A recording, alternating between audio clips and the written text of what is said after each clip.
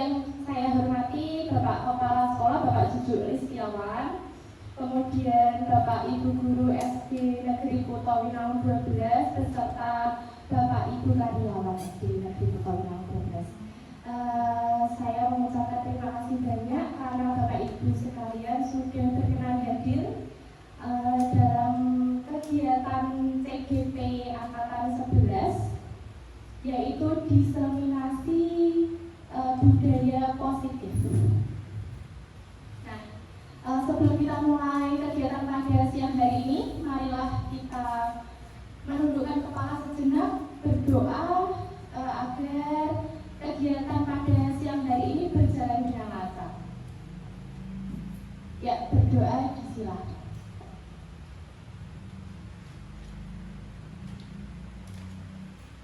Cukup? Ya, langsung saja. Sebelum kita memasuki acara inti, saya meminta Bapak Ibu Guru sekalian untuk bisa mengikuti saya. Kita akan ada kegiatan ice breaking. Ya, silakan berdiri terlebih dahulu. Nah, Bapak Ibu Guru sekalian, ini tes konsentrasi sih. Ketika saya akan memberikan instruksi pada jenengan, tetapi dengan kata-kata Bapak Ibu, berarti jangan dilakukan. Paham? Kalau ada kata-kata Bapak Ibu, saya minta jangan dilakukan. Tapi kalau tanpa ada kata Bapak Ibu, silakan dilakukan.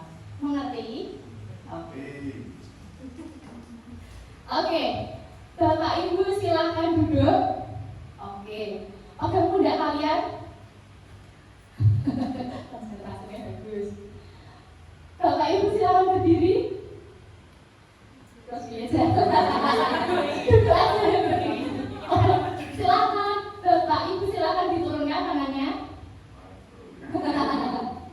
Bapak Ibu, maaf, silakan diturunkan tangannya. Silakan duduk. Sudah siap? Kegiatan pada siang hari ini. Kalau saya bilang SD Kuto Winangun 12 maju, jos, gitu ya. SD Kuto Winangun 12 maju, jos. Oke, sip. Ya, pada kesempatan kali ini saya diberikan kesempatan untuk memberikan diseminasi kepada Bapak Ibu Guru sekalian.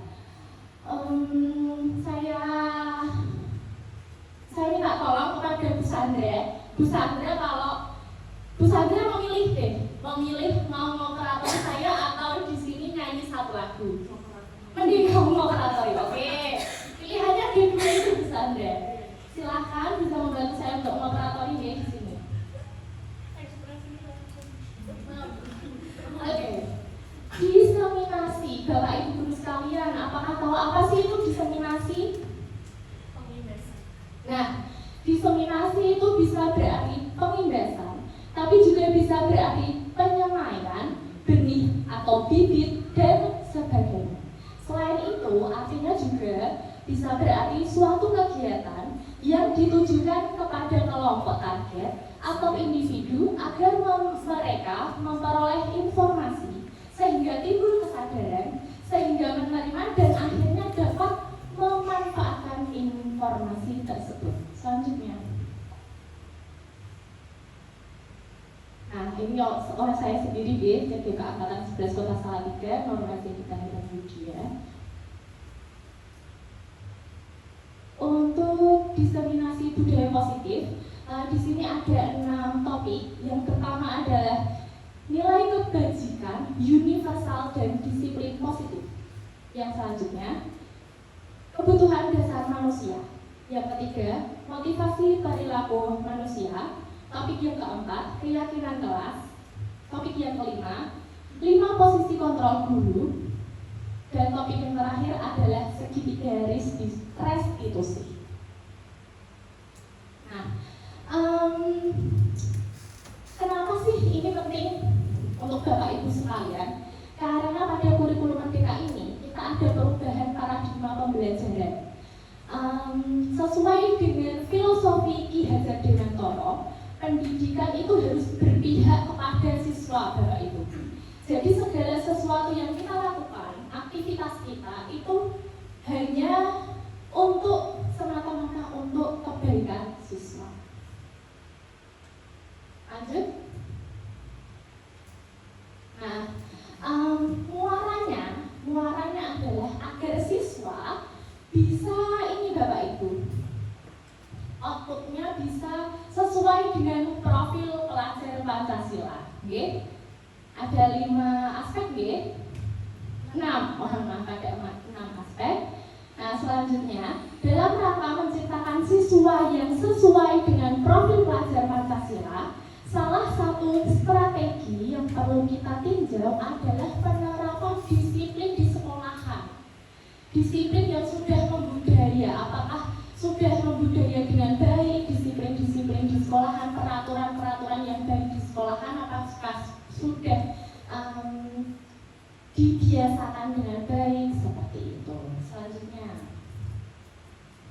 oke, kita masuk ke topik yang pertama, yaitu nilai kebajikan universal dan disiplin positif.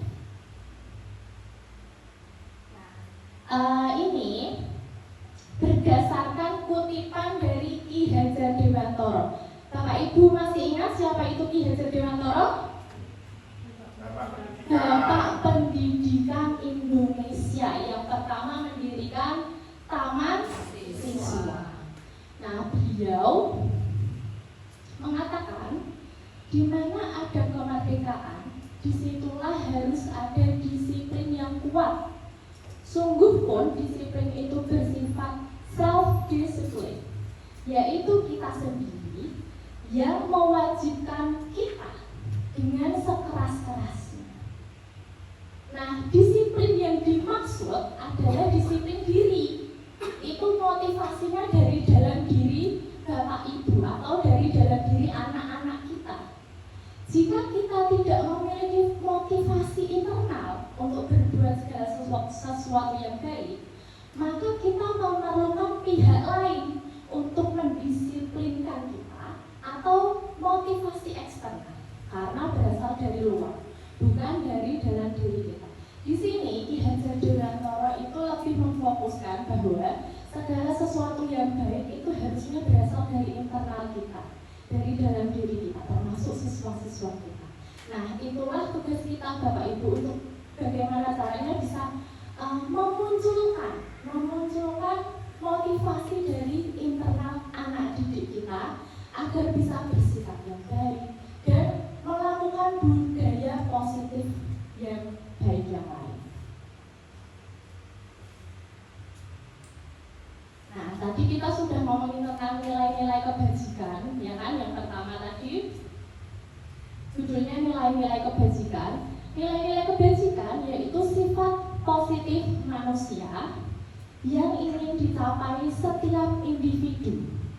Setiap perbuatan pasti memiliki suatu tujuan.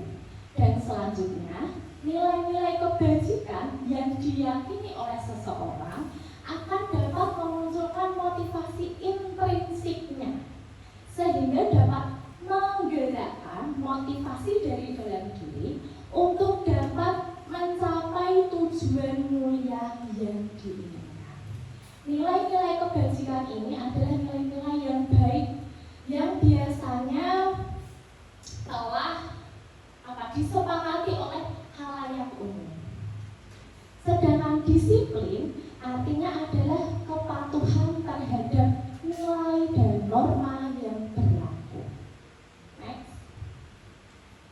Nah, ini ada nilai-nilai kebajikan menurut 6 institusi atau 6 organisasi. Bisa Bapak Ibu guru lihat sendiri, baca sendiri. Yang atas itu ada toleransi, pokoknya segala sesuatu yang baik. Rasa hormat, integritas, mandiri, menghargai, dan lain-lain sebagainya. Yang kedua, ini adalah nilai kebajikan dari 9 pilar karakter Indonesian Heritage Foundation. Cinta Tuhan, kemandirian, kejujuran, dan lain-lain. Yang selanjutnya, yang ketiga, nah ini juga ada dapat dipercaya, peduli, penalaran, bekerja sama. Yang di bawah juga ada empati, suara hati, kontrol diri, segala sesuatu kebajikan yang sudah secara universal memang diakui. Oke. Selanjutnya, nah ada juga nilai kebajikan dari The Virtues Project. Ada peduli, keberanian, kesantunan, kesetiaan, bersyukur, dan lain-lain. Nah yang terakhir, nah ini pasti Bapak Ibu Guru sudah tidak asing lagi. Ini juga nilai kebajikan yang dimiliki oleh Indonesia. Nilai kebajikan profil pelajar Pancasila. Ada 6 dimensi. Selanjutnya, sebenarnya apa sih tujuan dari disiplin positif itu? Yang pertama, agar mengajarkan siswa bertanggung jawab dan menumbuhkan kesadaran dirinya berdasarkan nilai kebajikan yang tadi sudah kita baca, terutama yang ada pada profil pelajar Pancasila. Yang kedua, disiplin diri dalam mengontrol segala tindakan yang dilakukan sendiri. Dan yang terakhir, membuat murid menyadari nilai kebajikan internal itu bukan akibat paksaan, bukan juga penghargaan dari orang lain, bukan pujian, tapi dari dalam diri mereka sendiri. Jadi mereka harus menyadari dulu sebenarnya nilai-nilai kebajikan apa yang harus mereka lakukan, mereka laksanakan. Nah setelah itu harus bisa masuk ke dalam hati mereka sehingga memunculkan apa tadi? Motivasi intrinsik, internal untuk dapat melakukan nilai-nilai kebajikan itu secara terus-menerus membudidaya. Selanjutnya, nah tadi kita sudah membahas tentang nilai kebajikan universal. Nilai-nilai kebajikan universal itu Bapak Ibu, itu yang akan digunakan untuk membuat keyakinan kelas agar semakin membudaya, agar anak-anak terbiasa melakukan nilai-nilai kebajikan, makanya dibuat keyakinan kelas. Selanjutnya, pernah atau tidak Bapak Ibu melihat kalimat-kalimat yang seperti ini? Mungkin di kelas Bapak Ibu sudah membuatnya? Sudah? Oke. Berperilaku dan bersikap jujur, saling menyayangi antar teman, mari menjaga kebersihan lingkungan. Ini dibuat itu harusnya untuk apa sih? Kegunaannya untuk apa? Dilakukan bersama untuk kebaikan bersama. Gitu toh. Selanjutnya, nah keyakinan kelas dibuat dari nilai-nilai kebajikan yang disepakati oleh kelas atau sekolah dan diyakini oleh seluruh anggota atau warga sekolah. Jika ada salah satu warga sekolah yang tidak setuju, berarti tidak bisa dijadikan nilai kebajikan. Gitu, oke? Keyakinan kelas sendiri juga menggunakan kalimat yang positif. Berarti tidak boleh ada kata dilarang, tidak boleh, jangan berlari. Boleh atau tidak? Tidak boleh. Dan jangan terlalu banyak Bapak Ibu. Cukup beberapa poin agar anak-anak itu hafal apa saja yang harus mereka lakukan. Keyakinan kelas mereka atau keyakinan sekolah mereka apa saja mereka harus hafal. Selain itu, keyakinan kelas juga ditinjau kembali dari waktu ke waktu. Contohnya, pada saat setelah membuat keyakinan kelas, kemudian seiring berjalannya waktu, loh, kok ada permasalahan. Nah, ini boleh ditinjau lagi Bapak Ibu. Boleh ditambahkan, boleh dikurangi. Gitu. Selanjutnya, semua warga kelas atau sekolah harus berkontribusi saat membuatnya. Semua harus memberikan pendapatnya, ngomong setuju apa enggak. Kalau enggak setuju juga wajib disampaikan. Selanjutnya, nah caranya gimana sih pembentukan keyakinan kelas atau sekolah itu? Yang pertama, yang harus kita lakukan adalah membuat daftar peraturan yang akan disepakati. Contohnya, jangan telat, boleh. Kan itu peraturan, belum jadi keyakinan kelas. Jangan telat, datang tepat waktu, boleh. Banyak sekali nih. Contohnya misal di sini ada 30 murid. Silahkan disuruh nulis satu persatu. Kamu pengennya keyakinan kelas kita apa? Pengennya peraturan di kelas kita apa? Suruh nulis satu persatu. Kedua, mencatatnya. Nah, dari tulisan siswa tadi dikumpulkan, kemudian boleh ditempelkan di papan tulis. Dilarang nakali teman, namanya anak kecil ya, nggak apa bahasanya masih jelek. Kemudian tidak boleh meminta makanan teman, boleh. Semua peraturan yang siswa-siswi tulis itu silahkan ditempelkan di papan tulis. Kemudian yang ketiga, ubah ke kalimat positif. Nah, tadi contohnya dari yang jangan mencontek, diubah ke kalimat positif. Gimana berarti mengubahnya kalimat positif? Oke, boleh menjaga kejujuran, jujur, bersikap dan perilaku yang jujur, boleh. Mengerjakan tugas dan PR dengan diri sendiri atau sendiri gitu ya. Selanjutnya yang keempat, tinjau bersama tiap kalimat. Jika ada kalimat yang sama, maksudnya sama, dijadikan satu kalimat aja. Gitu. Yang kelima, rangkum menjadi 3-7 keyakinan. Ingat tadi tidak usah banyak-banyak. Selanjutnya, meninjau ulang, menyetujui. Nah, ditanyakan lagi, setuju tidak? Keyakinan kita seperti ini, gitu.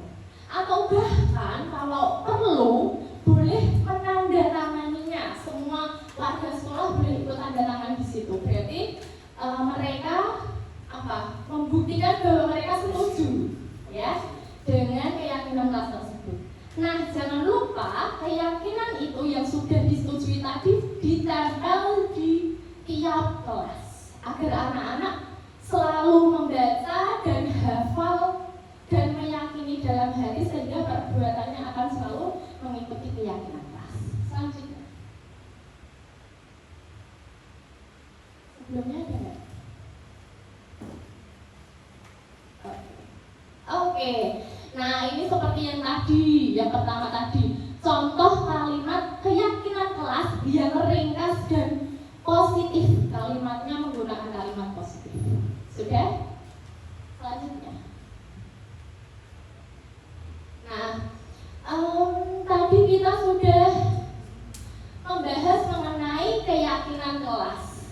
Nah, kebutuhan dasar manusia itu juga berhubungan dengan keyakinan kelas tadi. Tentunya di dalam kalimat-kalimat di dalam keyakinan kelas kita itu juga bisa berisi mengenai kebutuhan dasar manusia atau kebutuhan dasar siswa-siswi kita. Selanjutnya, oke, saya mau tanya dong yang pertama, kenapa sih kita harus kerja? Kenapa guys? Untuk apa? Temu susu kebantu, temu aja. Jas.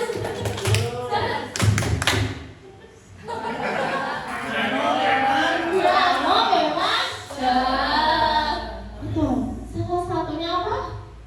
Untuk menghasilkan uang apa? Untuk memenuhi kebutuhan. Iya, betul sekali, Bapak Ibu.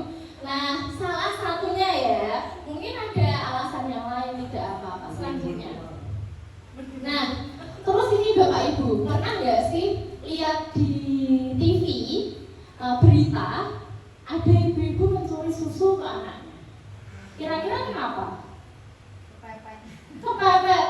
Kepepet karena apa, Bu? Kira-kira koyoke ibu itu kan mesti butuh susu, ya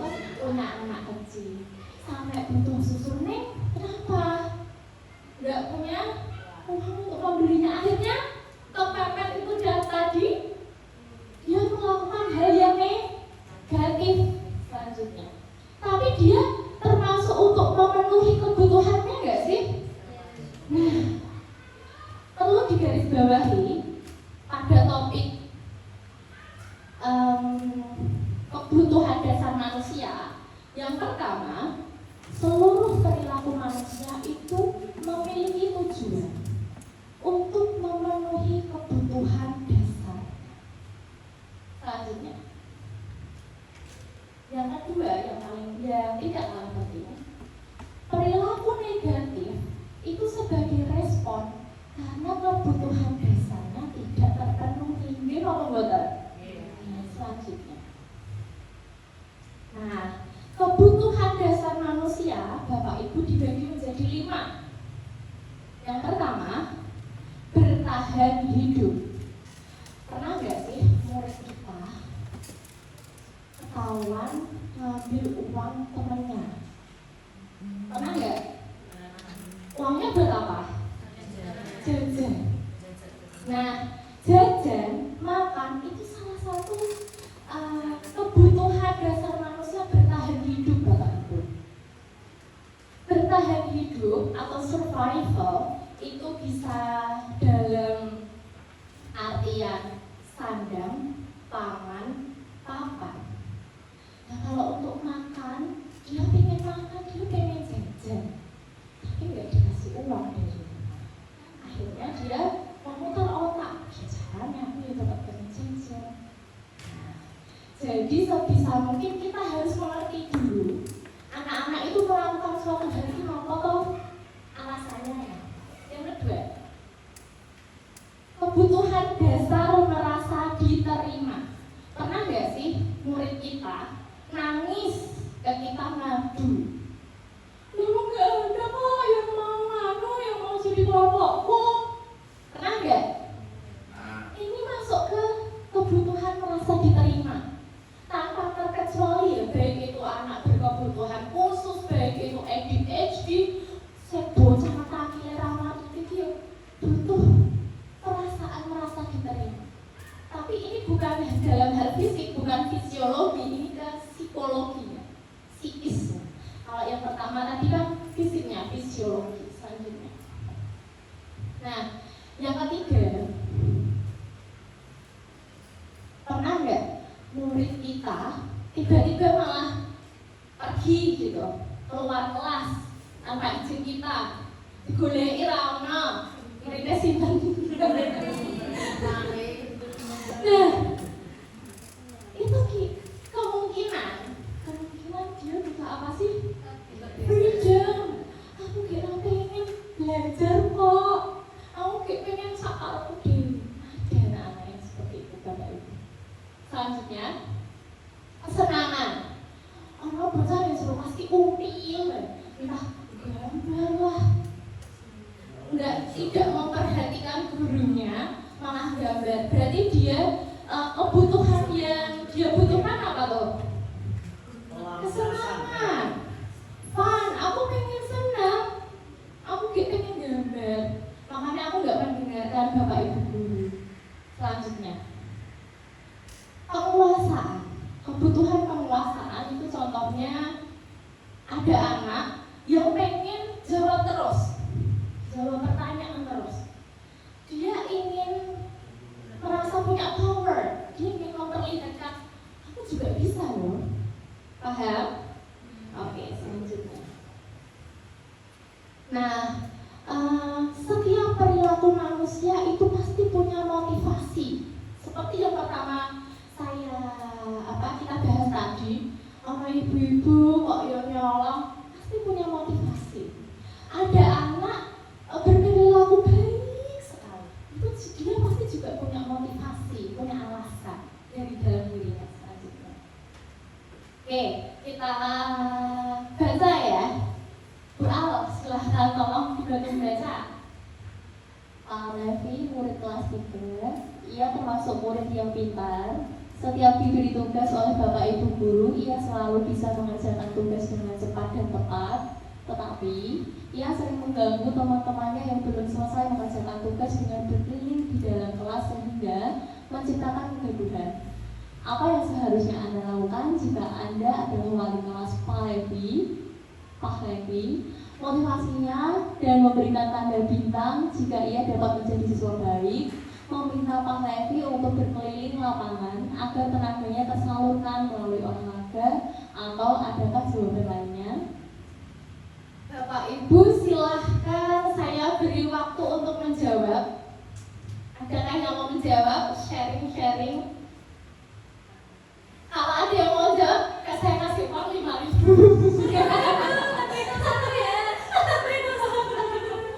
Masih tawar. Ada? Tenang iki. Bisa ya? Ada nggak? Jadi Pak Levi itu kalau di dalam kelas gangguin temannya baik, tenaganya kakean. Jadi pintar, cepat selesai. Tapi kok isinya keliling kelas, kira-kira jenengan ada, kalau jenengan jadi wali kelas, jenengan mau gimana? Mau sana, muter lapangan, atau mau tak kasih bintang tapi kamu duduk ya dengan baik, dengerin bintang. Ayo, atau ada jawaban lain? Jadikan tutor sebaya itu. Oke. Jadi Oke, Pak Her, jawabannya? Dijadikan tutor sebaya sehingga dia itu akan lebih merasa bangga atau dihargai dengan teman-teman maupun dunia. Oke, alasannya gitu ya, aku merasa bangga dihargai. Buana? Kalau ini pengalamannya Hadian. Oke, boleh. Hadian itu kan seperti dari TK, memang dia kalau mengerjakan tugas pasti diawalkan. Karena ya itu tadi kadang kan terus usil gitu. Nah sama gurunya ini dia ya itu tadi dijadikan tukang berdaya. Jadi kalau kamu sudah selesai daripada kamu usil, kamu bantu temanmu yang belum bisa. Jadi si anak ini merasa oh iya ya aku sudah bisa dan aku bisa membantu temanku. Oke, terima kasih atas kedua jawaban ini, Pak Her dan Bu Hana. Oke, tapi kita tunggu dulu yang benar seperti apa sih? Apakah itu tadi berarti memberikan biar anak merasa diberi penghargaan gitu dan diberi kesibukan, ya nggak sih? Apakah betul jawabannya? Kita nanti lihat bersama-sama. Selanjutnya, thanks for sharing. Oke, joget-joget dulu saya. Oke, selanjutnya.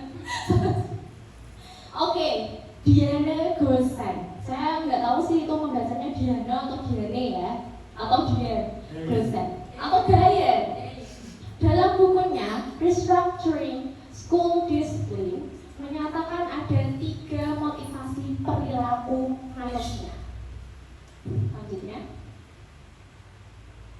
yang pertama, untuk menghindari ketidaknyamanan atau hukuman. Nah, Bu Sandra lagi kan saya suruh milih mau nyanyi joget di depan sini apa membantu saya, ya toh? Jenengan kok mau membantu saya karena apa? Oh bukan karena joget di sini tadi, kan pilihannya gitu. Berarti Bu Sandra itu masih ingin Bapak Ibu untuk menghindari ketidaknyamanan atau hukuman. Jenengan lebih nyaman membantu saya di laptop, ya toh? Nggak nyaman untuk joget di depan teman-teman kan? Ya. Yang kedua, motivasi perilaku manusia. Yang kedua yaitu mendapatkan imbalan atau penghargaan dari orang lain. Ya lah ini tadi yang ngasih kasih uang 50.000 noleng bimbing 1 dan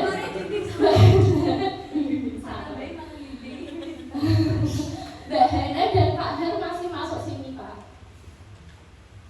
Tapi ada motivasi yang 3, untuk menjadi orang yang mereka inginkan dan menghargai diri sendiri dengan nilai-nilai yang mereka percaya. Kalau kita masih di 2 ini, nah ini masih motivasi eksternal, masih dari luar. Kalau misalnya tidak diberi hukuman, barangkali orang tersebut tidak akan melakukannya. Atau anak, kalau tidak ada penghargaan dari guru, tidak dapat tanda bintang, mungkin tidak akan melakukan. Ini masih eksternal. Tapi kalau kita, tugas kita adalah itu menggali motivasi internal dari anak sendiri, dari kita sendiri.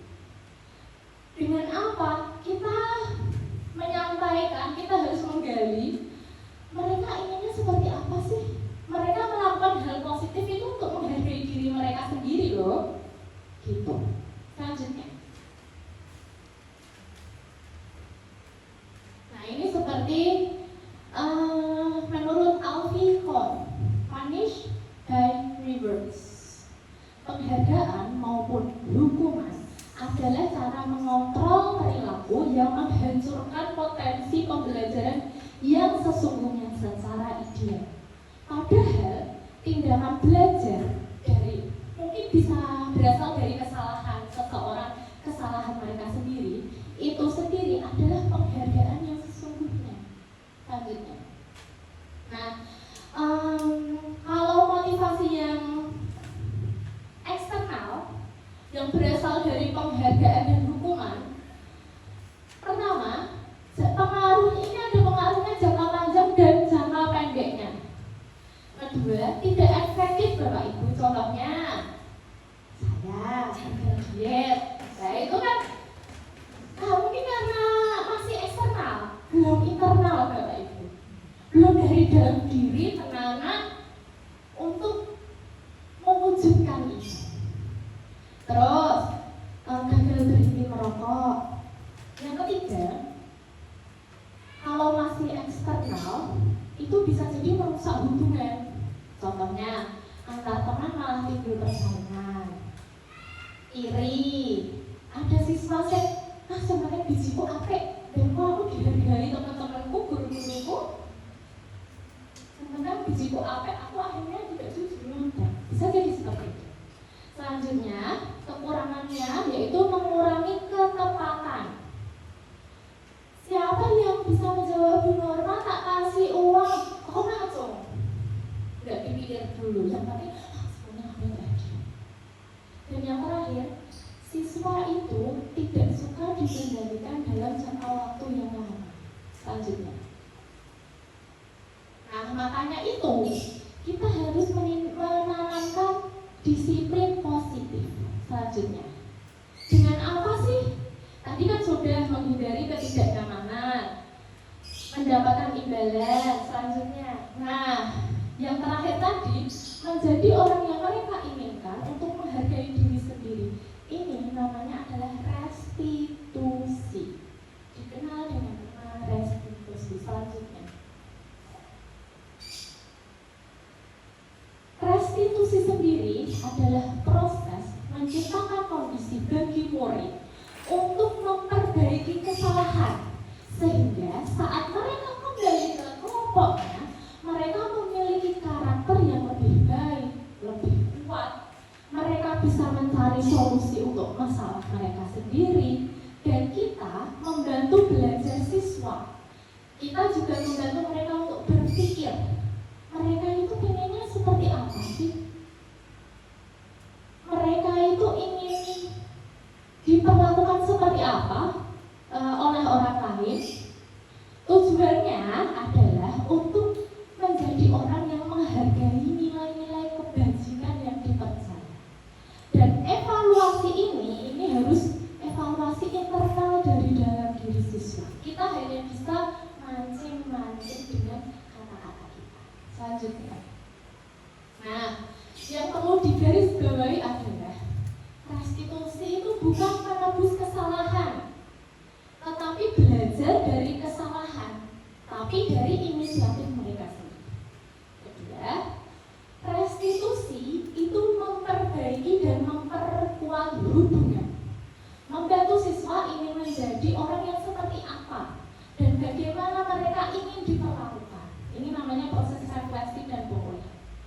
Selanjutnya, restitusi itu adalah tawaran. Kita menawarkan ke anak. Orang kudu kaya ngono. Mereka juga bisa menawarkan ke kita. Apa saya mau minta maaf gini ya, Bu? Nah, itu namanya tawaran. Restitusi melihat ke dalam diri ingin seperti apa. Restitusi mencari kebutuhan dasar yang mendasari tindakan. Restitusi diri adalah cara yang paling baik. Nah, restitusi fokus pada karakter, bukan tindakan, bukan kesalahannya juga. Restitusi fokus mencari solusi, bukan siapa yang benar, siapa yang salah. Restitusi mengembalikan siswa yang salah pada kelompoknya. Lanjut. Nah, oh ya, kalau yang ini tadi, nanti kelas 3.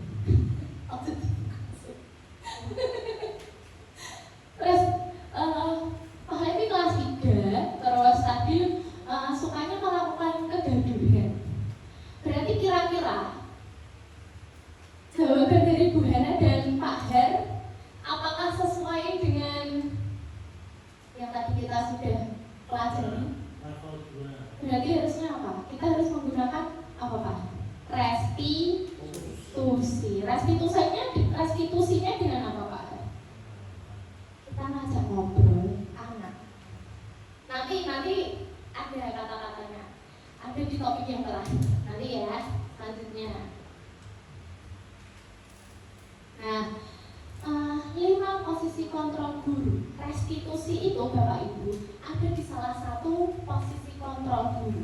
Menurut Gosen 1998 ada terbagi menjadi 5 posisi kontrol guru. Mohon maaf. Yang pertama, penghukum. Guru sebagai penghukum itu biasanya memberikan aktivitas ke siswa sing rada abot dan siswa kesel, biar siswa tidak mengulanginya lagi kesalahannya lagi. Contohnya yaitu tadi, misal Pak Harvey, mas kamu lari aja di muter lapangan, itu juga termasuk penghukum. Kedua, pembuat rasa bersalah.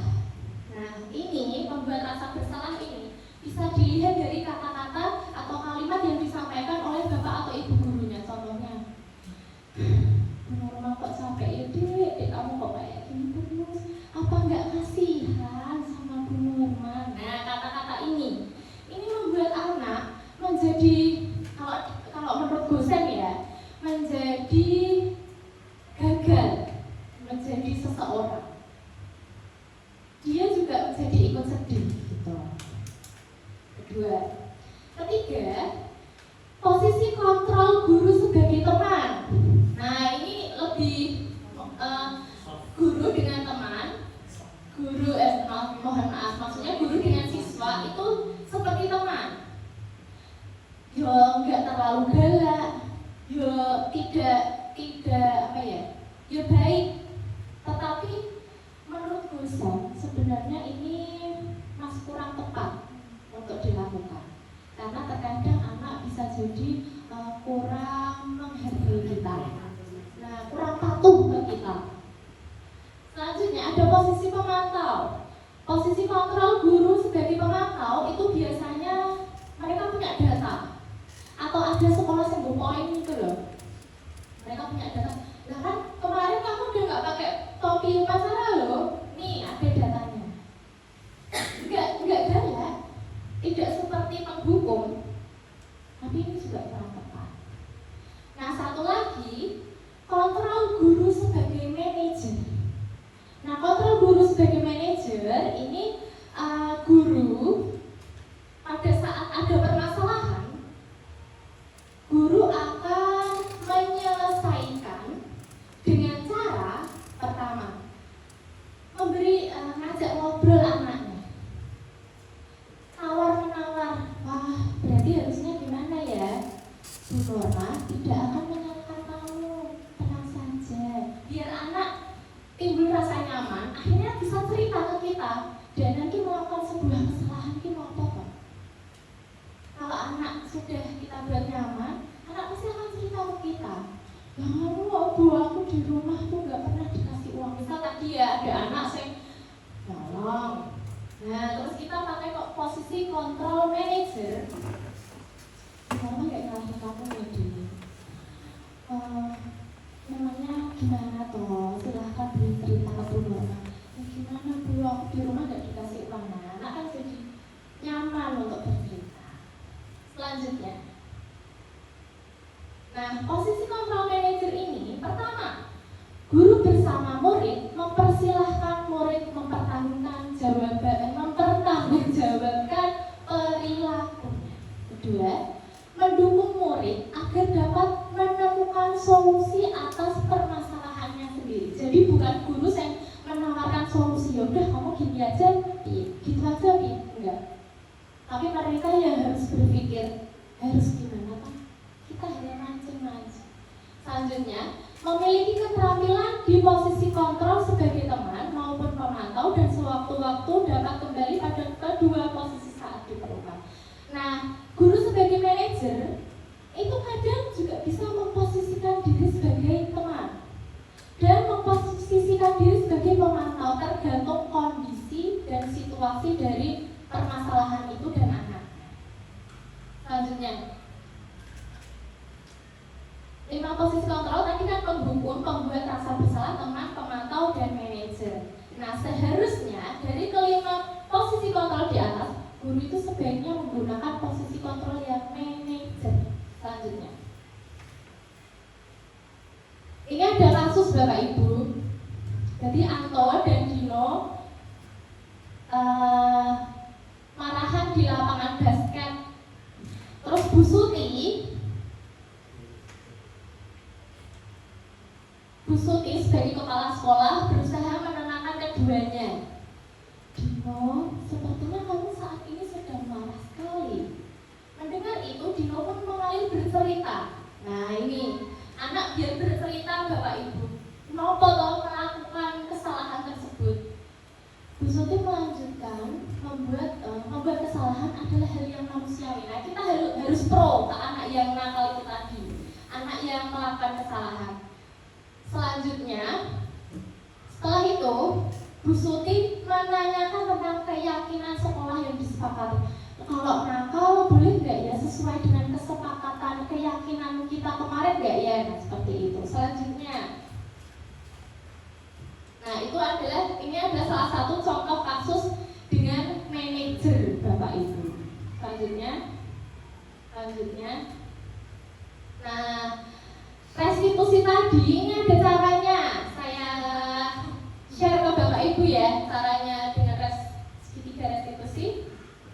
Yang pertama, kita harus menstabilkan identitas anak dulu. Dan yang kedua, validasi tindakan yang salah. Dan selanjutnya menanyakan keyakinan. Dengan gimana sih kalimatnya?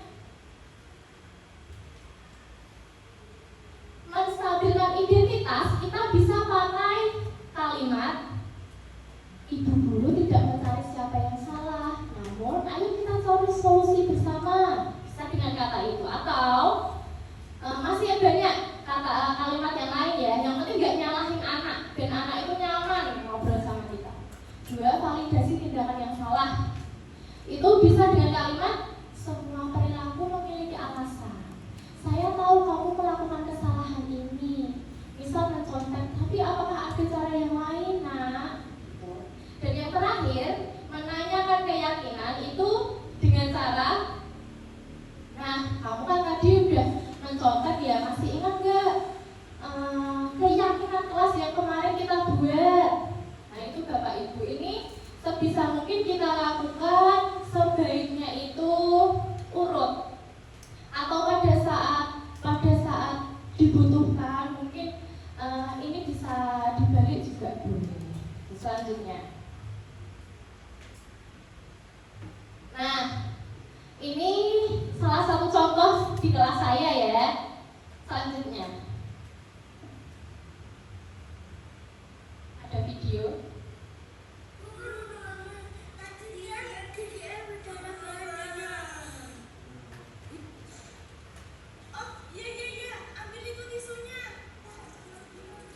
Nah, Tian ternyata bercanda dengan temannya dan Tian menjadi terluka.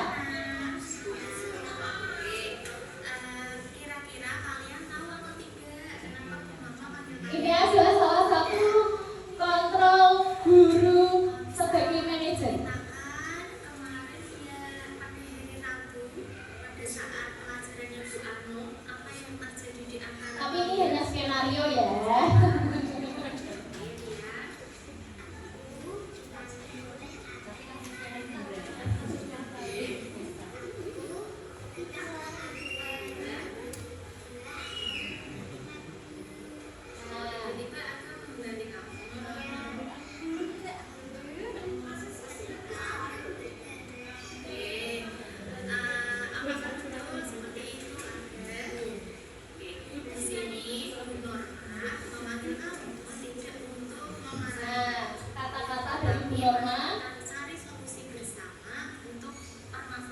Validasi tindakan yang salah.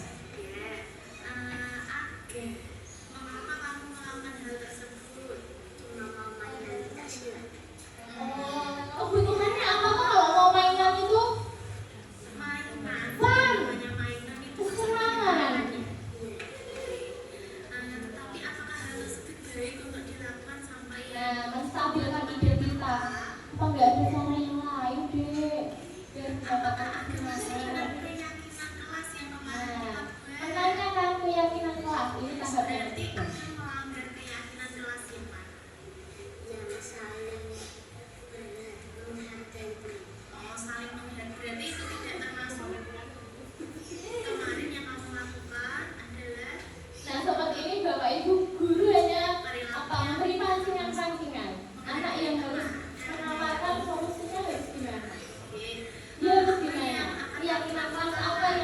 Boleh dia langgar. ini pertama maaf, betul. Kemudian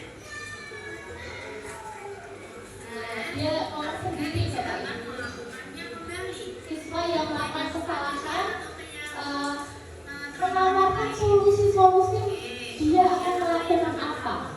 selanjutnya Oke, selanjutnya. saat bermain boleh bermain itu, tetapi Nah, ini ada satu tugas untuk Bapak Ibu sekalian. Silahkan dibaca, dipahami. Tugasnya 2 orang. Skenario kasus 2 saya bacakan nih. Jihan, siswa kelas 3, siswi kelas 3. Saat mengerjakan tugas mandiri, ia melakukan hal yang tidak jujur dengan mencontek pekerjaan teman yang ada di sebelahnya. Nah, ia melanggar salah satu keyakinan kelas yang telah disepakati, yaitu mengenai kejujuran. Tugas Bapak Ibu sekalian membuat teks percakapan skenario antara guru dan Jihan, kemudian memperagakan di depan kelas. Silakan Bu Ana kelompoknya sama Bu Riva, Bu Hana kelompoknya sama Bu Wiwi, Bu Esti dengan Bu Al, Pak Her dengan Mbak Ano. Silakan. Memakai kalimat-kalimat yang tadi boleh kembali Bu, kalimatnya Bu. Nah, pakainya kalimat ini loh Bapak Ibu. Ceritanya pokoknya intinya Jihan mencontek. Nah, nanti yang satu jadi Jihan, yang satu jadi beli bukunya beli Pak. Dengan kalimat yang Jihan. Udah? Siap-siap ya? Bu Al sama Bu Esti. Yeay.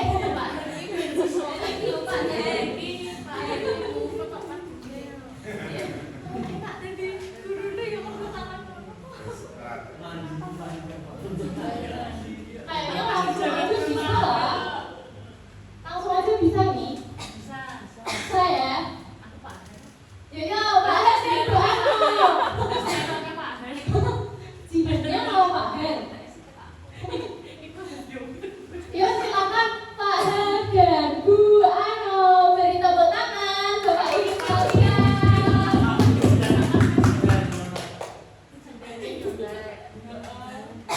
Pak Hen Jihan.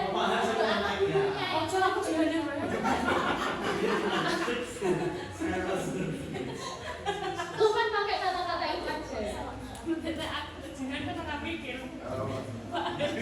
Pak Hen langsung bisa, oke.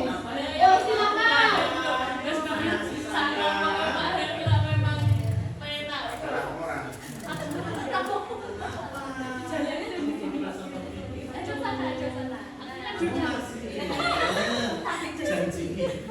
Jadi siapa? Oke.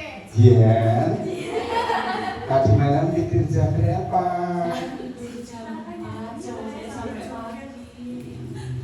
Pantes, berarti tadi malam udah belajar ya? Itu kata-katanya itu Pak kalimatnya. Bapak Ibu tidak mencari siapa yang salah. Nah, untuk itu besok sebelum tidur baca buku dulu ya. Iya, Pak. Jadi ketika ulangan semuanya nanti Jihan akan bisa mengerjakan.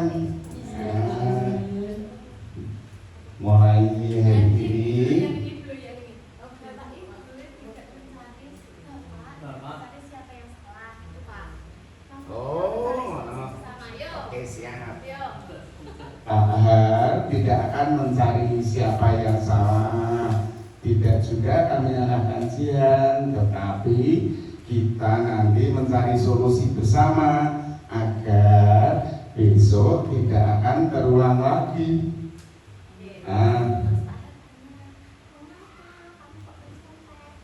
Coba Pak Har tanya, kenapa tadi Jihan kok menyontek? Karena tadi malam Jihan tidak belajar.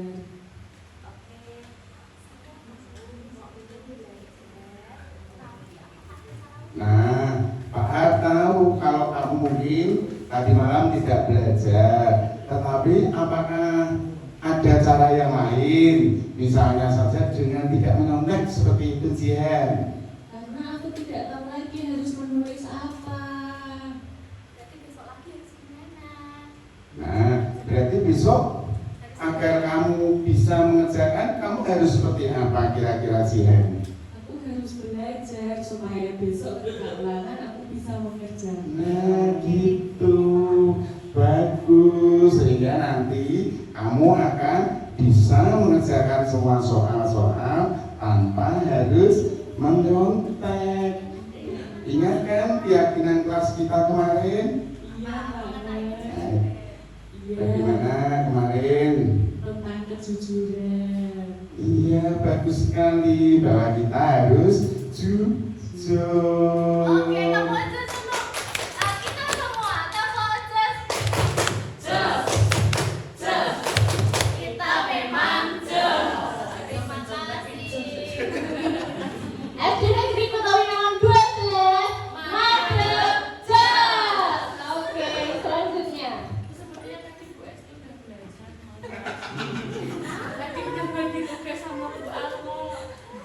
Mau maju? Oh, Oke. Nah, oke ya. Terima kasih Bu Al. Mengingatkan saya tentang timernya. Nah, Bapak Ibu, sesi ini akan saya buka Bapak Ibu jika ada Bapak Ibu yang mau bertanya atau bertanya dulu aja deh. Monggo, silakan saya beri waktu. Siapa yang mau bertanya mengenai segala sesuatu yang telah saya sampaikan tadi? Apakah tadi paham yang saya sampaikan? Mungkin ada pertanyaan dari Bapak Ibu sekalian? Oke. Ya, Bu Esti. Belum masalah tanya untuk yang segitiga restitusi tadi itu kan ada 3 area. Itu semisal dibagi apakah bisa? Misalnya sebelum kita bilang Bapak Ibu nggak cari yang salah, tapi kita tanya dulu alasannya. Kayak tadi misal Mbak Jihan, apa ya tadi Mbak Jihan menyontek, terus Mbak Jihannya misalnya kamu tadi nggak belajar Bu. Nah, Bu Guru nggak akan mencari yang salah, tapi solusinya gimana ya? Misalnya dibalik seperti itu, apakah boleh atau harus seperti yang 3 tadi? So, terima kasih kepada Bu Esti yang telah memberikan pertanyaan. Bu Esti, pada saat melaksanakan segitiga restitusi, pada umumnya kan memang urut gitu ya, agar anak kita pada saat pertama kita menyampaikan kalimat itu harus nyaman biar anak nyaman, sehingga anak terbuka sendiri, menceritakan sendiri. Selanjutnya nanti akhirnya kan ke keyakinan kelas. Tetapi pada tahap 1 dan 2, kalau memang kalau memang tergantung dengan situasi dan kondisinya. Kalau ibu mau bertanya dulu juga boleh. Tapi sepertinya yang penting tidak tahap ketiga itu menjadi yang pertama ya. Gitu. Seperti itu. Tapi biasanya yang tahap itu urut seperti itu. Mungkin ada pertanyaan yang lain? Ya, Bu Ana. Iya. Amin. Terima kasih Bu Nona. Saya mendapat Iya. Betul tadi disampaikan keyakinan kelas itu tidak usah terlalu Betul. 5 poin saja ya, 3 sampai 7 poin. Nah, apabila kita sudah menentukan keyakinan kelas, kita sudah sepakat dengan keyakinan kelas yang kita buat, tapi ternyata murid kita melakukan tindakan di luar keyakinan kelas itu sendiri. Nah, terus bagaimana? Apakah kita juga untuk mungkin masih bisa istilahnya restitusi ya? Iya, Kita selesaikan dengan cara restitusi, Iya. tapi ternyata itu tidak ada di keyakinan kelas kita. Nah, terus nanti di poin ketiganya, apakah kita juga harus menanyakan berarti keyakinan kelas yang dilanggar apa? Oke. Itu tidak ada di keyakinan. Oke, betul. Nah, terima kasih Bu Ana yang telah menyampaikan pertanyaannya. Jadi gini Bu Ana, Itu tadi saya hanya menuliskan contoh kalimat yang bisa digunakan oleh Bapak Ibu guru. Di tahap yang ketiga, boleh kembali dong Bu, operator. Ini kan, ingat keyakinan kelas kita. Kalau memang tidak masuk ke keyakinan kelas, kita bisa bertanya, sebenarnya kamu ingin menjadi seorang yang seperti apa? Kamu ingin diperlakukan orang lain seperti apa? Misal anaknya suka mencubit ya, kamu ingin diperlakukan orang lain seperti apa? Seperti apa? Apakah kamu bahagia kalau dicubit oleh temanmu? Jadi kamu harus bagaimana? Kembali lagi ke internal mereka, kesadaran diri mereka. Ini hanya contoh. Bu Ana masih bisa eksplor dengan kalimat yang lain yang intinya menanyakan keyakinan diri mereka. Oke? Ada pertanyaan lain buatan? Kalau tidak ada mungkin bisa disambung refleksi untuk hari ini ya. Hari ini Bapak Ibu sudah melakukan apa sih dengan selama kegiatan saya, dan perasaan Bapak Ibu itu bagaimana? Mungkin ada yang mau menyampaikan refleksinya? Yang belum ngomong jawab.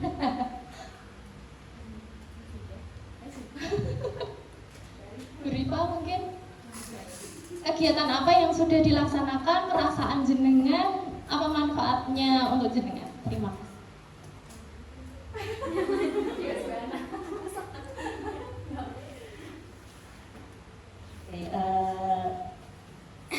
Coba untuk merefleksi kegiatan kita siang hari ini. Sebelumnya terima kasih Bu Norma karena sudah sharing ilmunya, sharing apa ya istilahnya ya, belajarnya di CGP. Semoga nanti kedepannya untuk yang selanjutnya nih Mbak Al, Bu Sandra, Pak Lukman, jadi sedikit tahu kurang lebih seperti ini, seperti yang dilakukan. Kalau saya sih lebih ke itu tadi ya, terima kasih untuk ilmu barunya, terima kasih untuk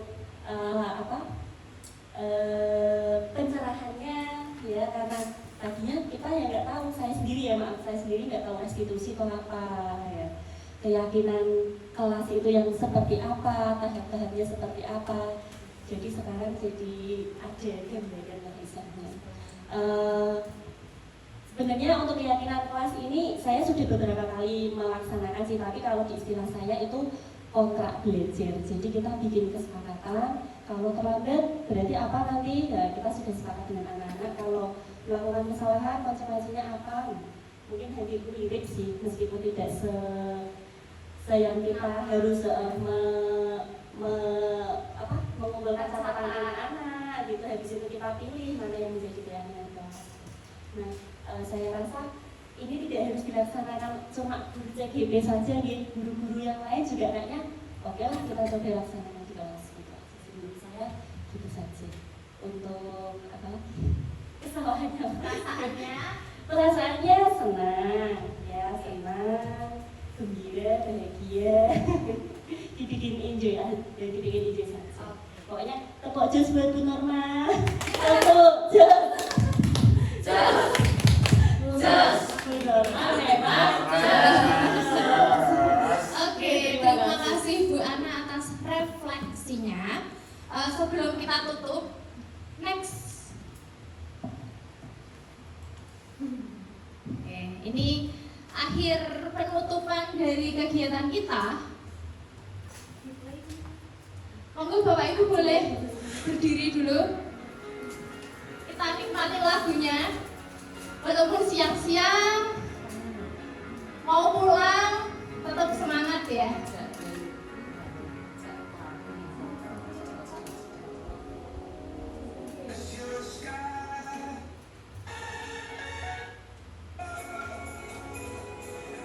Gerakannya tangan kanan, tangan kiri, tangan kanan, tangan kiri, dibalik, dibalik. Nanti gini lagi, tangan kanan, tangan kiri, tangan kanan, tangan kiri, dibalik, dibalik. Bisa? Ayo. Oke. Ya. Ini jadi kurang gede ya soalnya ya. Salah? Yo.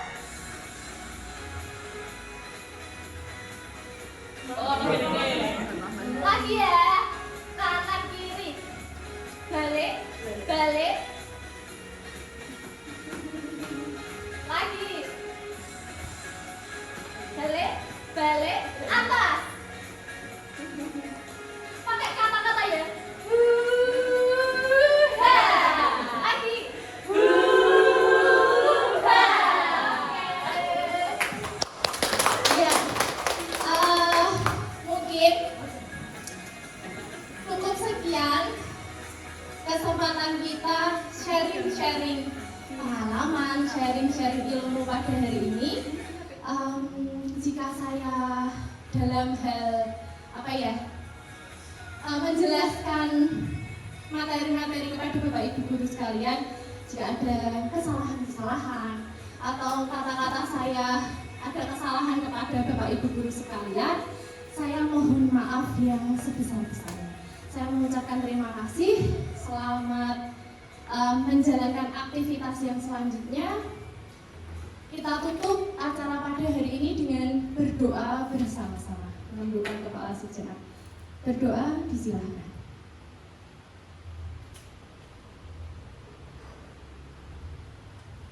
Berdoa selesai. Akhir kata, wassalamualaikum warahmatullahi wabarakatuh. Waalaikumsalam.